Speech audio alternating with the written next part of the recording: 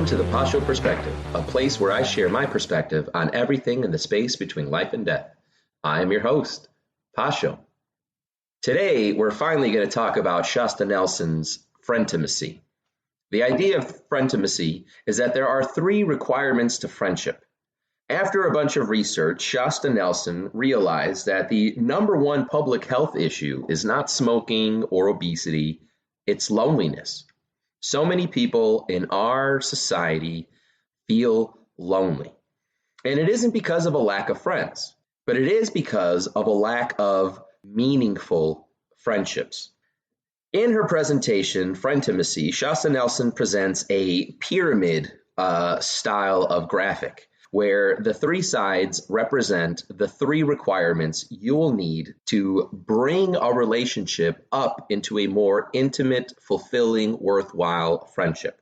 It gives us a feeling of being seen, where we are safe and we are satisfied with the amount of vulnerability that we are able to give and the amount of vulnerability that is given back to us and reciprocated by our friends. The first requirement, Shasta would say, is consistency. Consistency is the amount of time that you spend with each other. You may hang out with somebody at a bar or at a playground for a day, but if you don't hang out again, you're not really friends. So the difference between having a good time with somebody and calling that person a friend is that there is consistency. You're always hanging out with each other. And so think about, the kind of relationships you had when you were a younger kid. We're usually friends with people who live on the same street. If you don't have any people there, we become friends with those who are in our classes at school, right? And so out of proximity, we really choose our friends. But as we get older, we need to learn to, one, decide, are those friendships still healthy for me? Are they good for the goal that I am pursuing? Or is it time to let go? Part of our life and part of growth is learning what is worth holding on to and what, as well as who, is worth letting go so that you can become the fullest or achieve your fullest potential and become the person that you were destined to be. So the first requirement is consistency. And this is where we feel safe because we've hung out with this person and they haven't hurt us, they haven't lied to us, they haven't revealed any of our secrets to anybody. We feel safe. We build a trust, based on the more time that we spend together. The more that I tell you and the less that you reveal to other people, the more I trust you. And so that right there starts to build up the friendship. The second requirement, according to Shasta Nelson, in regards to building intimate friendships, meaning friendships that are more worthwhile, not just casual acquaintances, is positivity. Obviously, you're not going to be friends with somebody if there is no joy or kindness, validation, or gratitude. We need to feel positive interactions. Shasta Nelson would say that, when you're taking inventory and stock of the friendships that you have, every interaction with your friends, you should have at least 5 positive interactions to every 1 negative. So think about it. When you're with your friends, you usually have 5 days where you're laughing, 1 day maybe, where you're not so happy with each other because of maybe a miscommunication or jealousies or any other type of petty things that we do with our friends. Positivity is the foundational start of relationships, right? If we're not having a good time, if we're not laughing, why even try to build consistency? Why bother meeting up later if I didn't even like hanging out with you at all at the get-go, right? And so we have this foundation of positivity. And then once we've realized that we have a good time and we have a lot in common with this person, then we start to build up our consistency. And so, if you were to cut the triangle into 3 pieces going horizontally, right? The bottom box or rectangle of sorts would be your positivity. And when you add consistency, it moves up the triangle. And the goal is to move those acquaintances that we have, which there are many, that's why it's the base of the pyramid, and to raise it up to the smaller part of the pyramid where obviously we will have less friendships that are on that intimate level. It's not like you have 100 friends who know all your dark secrets. You probably have 1 or 2 people who really know the truth, the real you, and the real history behind this person that you are. The last requirement that Shasta Nelson says that we need is vulnerability. Vulnerability is where we are able to share and reveal and allow ourselves to be seen by our friends. And so by vulnerability, Shasta Nelson, brings up a great point that when you have true friendship, not just acquaintances, you can risk bragging And I really like the way that she puts that when we are, when we're having successes in our life and things are going well, we should not be afraid to tell our friends things are going great, things are going well. If they're real friends, they should be happy for us, right? Even Jordan Peterson would say, according to one of the first rules that we've gone over, right? Look for friends who want the best for you, that, they would want to celebrate, they would want to celebrate your successes and be glad that your life is getting better because they care about you, in a sincere way. But not only bragging, though, we should also have to, or not have to, but we should also be willing to risk talking about our failures. For people who aren't our friends, or at least those close friends that we have, when we brag, it kind of seems like we're showing off. Not a lot of people like a showboat.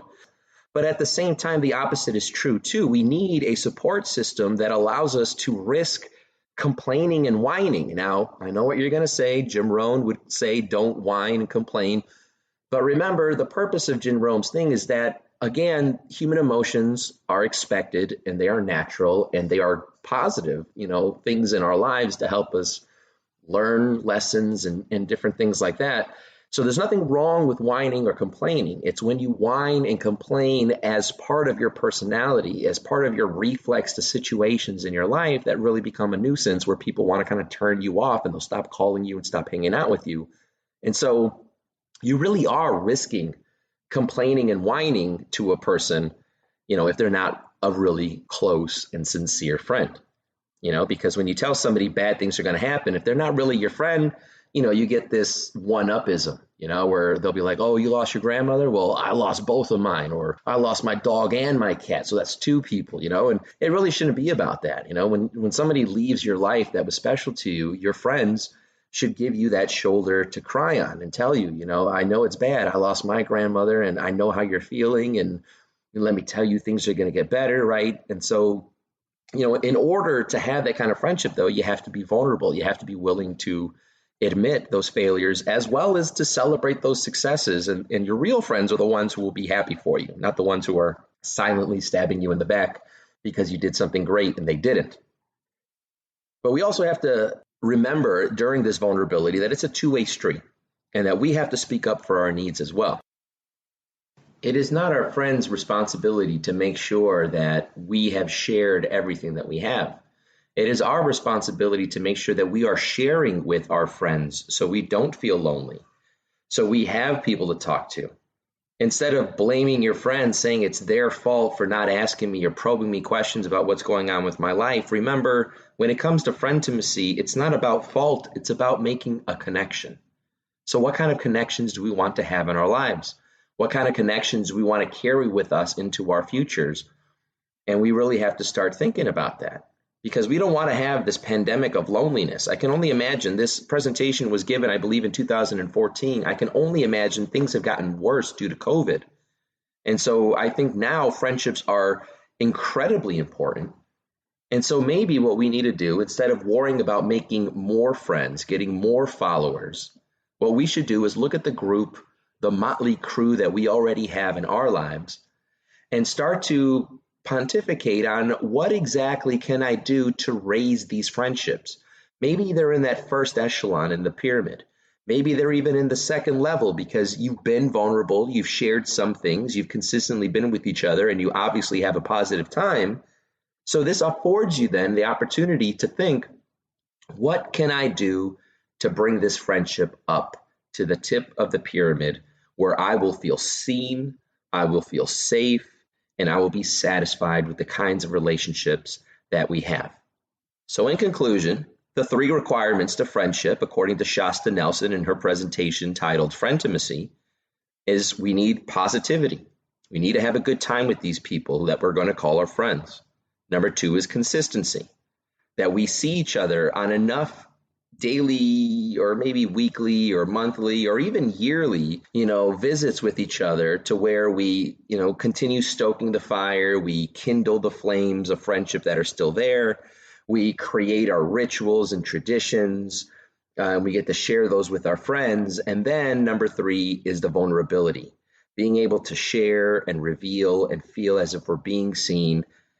And then the last thing that I would like to carry over is just to remind you that it's not enough to do this for your friends and to expect these things out of your friendships.